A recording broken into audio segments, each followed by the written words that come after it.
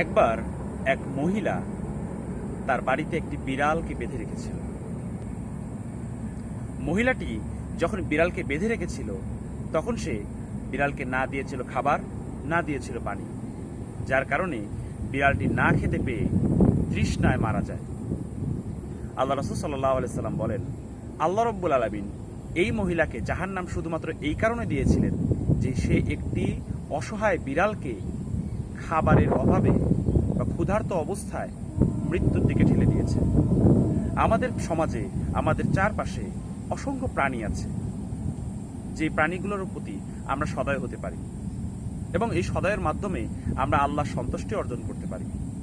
আসুন আমরা জীবকে ভালোবাসি, আমরা প্রাণীকুলকে ভালোবাসি, আমরা সকলকে ভালোবাসি।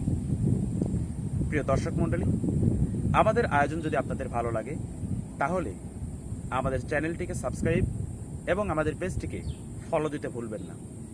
আগামীতে আবারও আসবো অন্য কোনো হাদিস নিয়ে। সেই পর্যন্ত সকলে ভালো থাকবেন, সুস্থ থাকবেন। আল্লাহ হাফেজ।